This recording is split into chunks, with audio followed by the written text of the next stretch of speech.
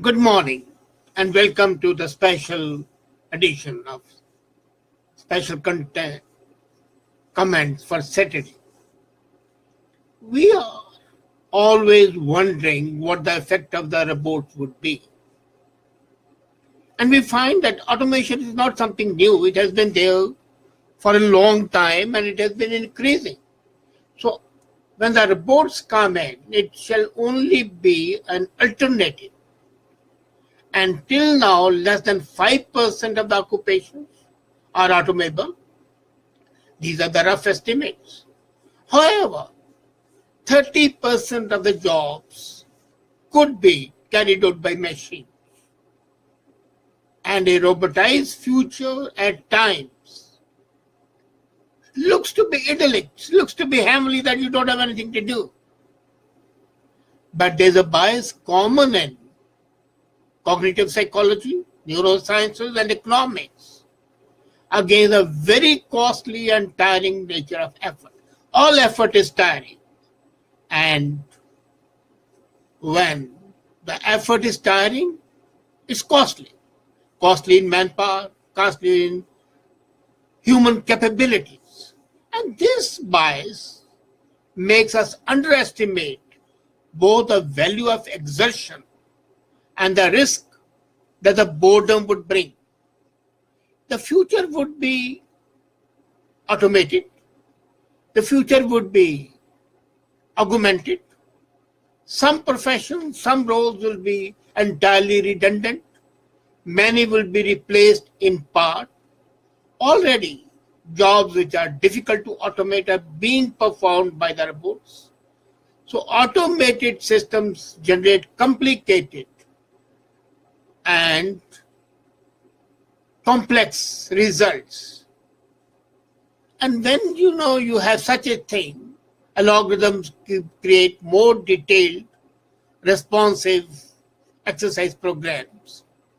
Artificial therapists are more in communion with the patient than like that. So even the professions which are highly specialized are likely to be created. Now, employment in high income, cognitively demanding, and creative jobs is likely to increase. Let's be very clear about that. So, as far as the highly paid jobs are concerned, as far as the creative jobs are concerned, their jobs are secure. And while up to 20% of the senior executive roles can be automated, according to some studies, the technology is likely to be more assistive to them and enhancing their capabilities by deepening their insights, enabling them to have a better decision making and multiplied effort. And these, in fact, creativity, collaboration, and complex problem solving is the hallmark of the fourth industrial revolution, and that's required. But the major issue is going to be the low income jobs, the menial jobs, the manual jobs, which require human workers, and slowly and steadily, those human workers would be replaced by robotized ones. For example, automatic vehicles will deliver the goods to the local hub. But it will be some years before an army of cheap robots is available and smart enough to navigate final mile through unpredictable entrances, stairways, and into the small rusty letterbox.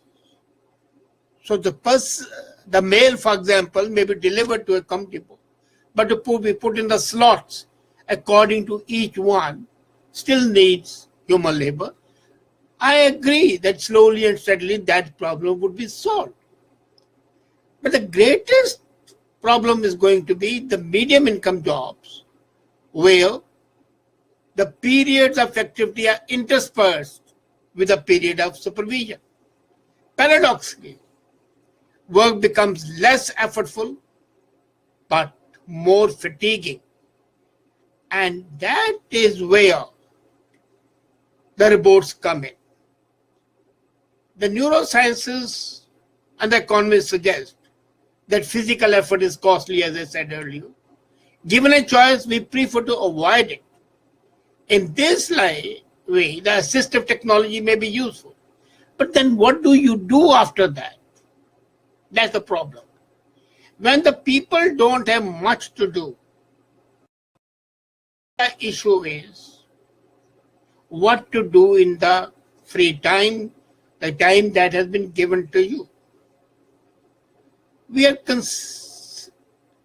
witnessing some research being carried on to find a positive link between effort and motivation, cognitive control, and value-based decision making. So when you have more time, you learn to be more creative.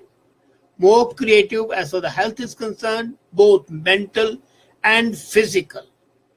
And quite possible, we might find some new insights into boredom. The biggest problem is the effort paradox. The subjective intensification of activity, whether it's mental or physical, in the service is meeting our goals. As we focus to reduce human effort, we are also overlooking the benefits because each activity has a benefit. You deprive the person from the activity and you lose the benefit. Now, it's a simple thing. You go and purchase IKEA furniture. And from this, a psychologist has termed it IKEA effect. You are prepared to pay more for the objects that you can easily build relative to the identical object that somebody else built for you. So, if you can just assemble a furniture and somebody else can come and do it for you, you'll give it to somebody else.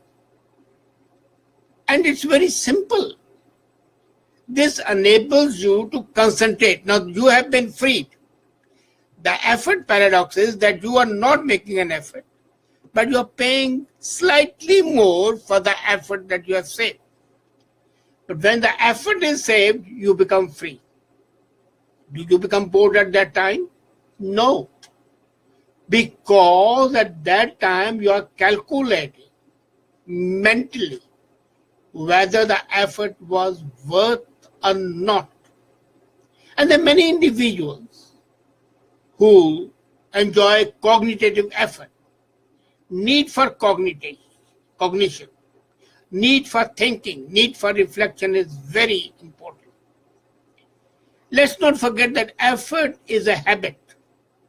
When you are growing up, you are taught to work hard. You are told that hard work will bring you happiness. Hard work will give you rewards and things like that. So effort becomes a part of your second nature. Quite possible the younger generations or the generations not yet born may not suffer from that effort paradox. Habitual application of effort over time is always there, and effort plays a critical role in human performance. When robots take over, then the effort is consequently less. And that enables the man to have more recreation. So we are likely to see, with the advent of robots and automation, that we are standing halfway between misery and sleepiness. I didn't say happiness, I said sleepiness. Automation would make for boredom, both inside and outside the workplace. And this is a significant issue.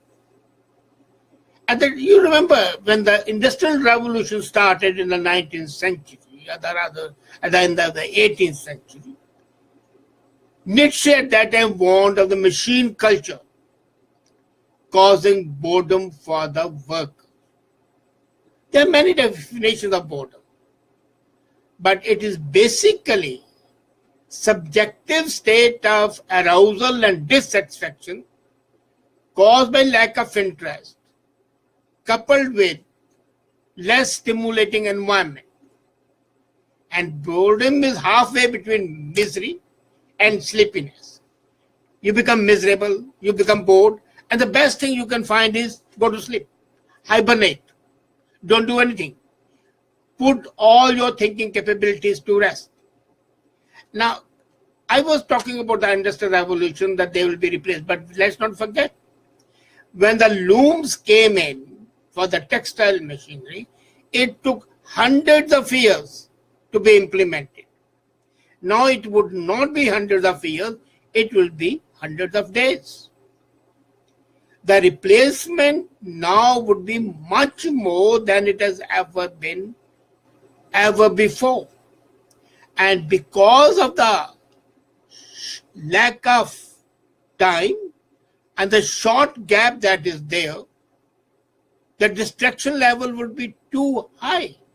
You remember just a couple of years back, two pilots flying their aeroplanes were distracted by their laptops and overflew their destination.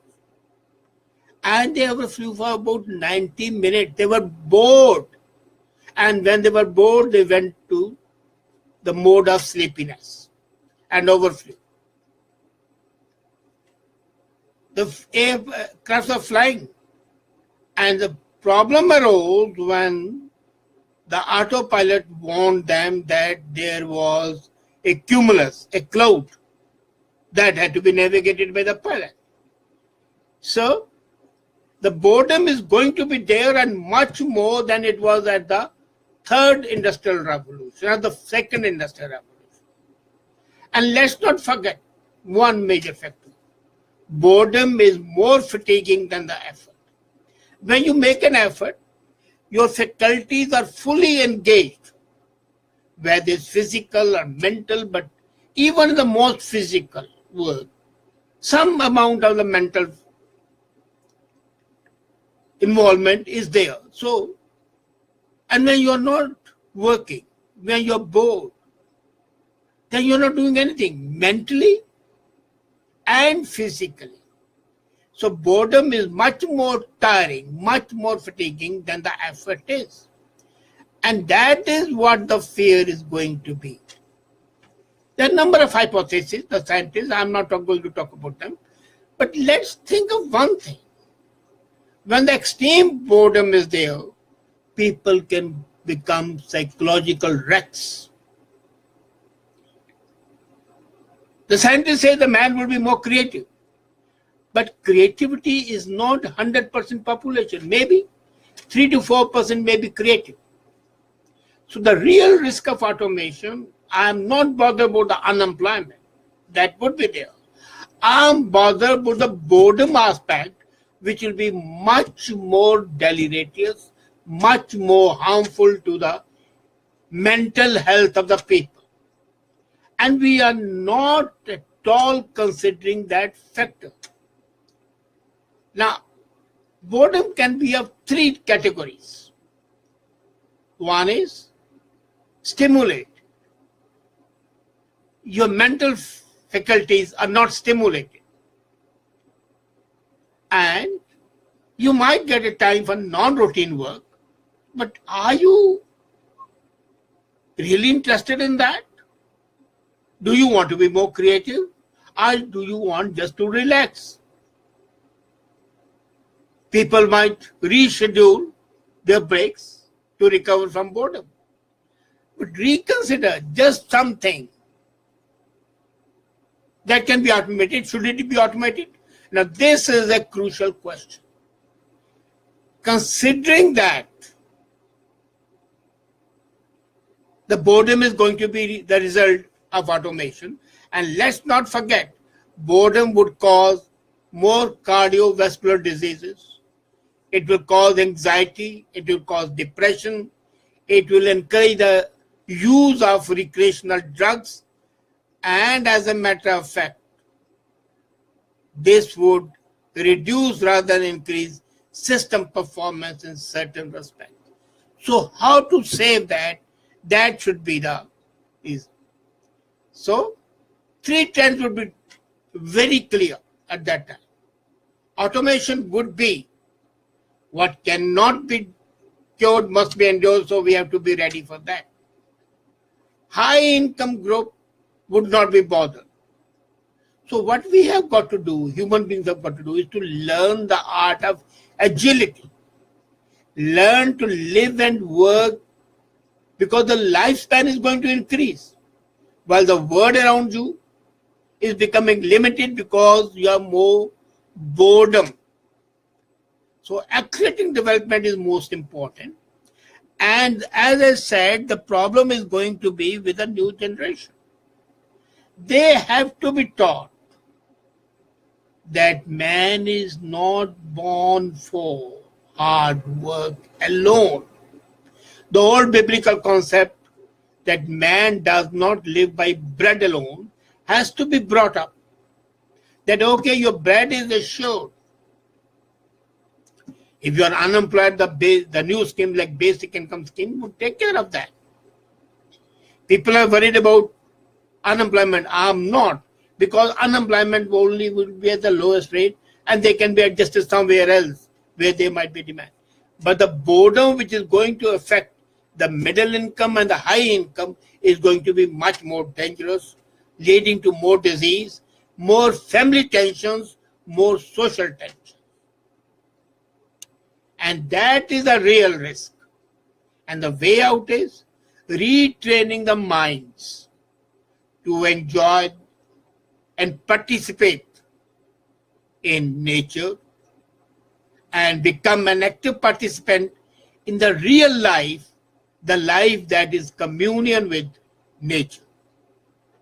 Otherwise, you can be sure, if you don't change your habits, if you don't know how to learn and cope with boredom, which we'll take up in another episode, you are in for trouble. And then there is no saving grace. Let's also be clear about that. So automation, major risk is going to be boredom, not unemployment. Thank you.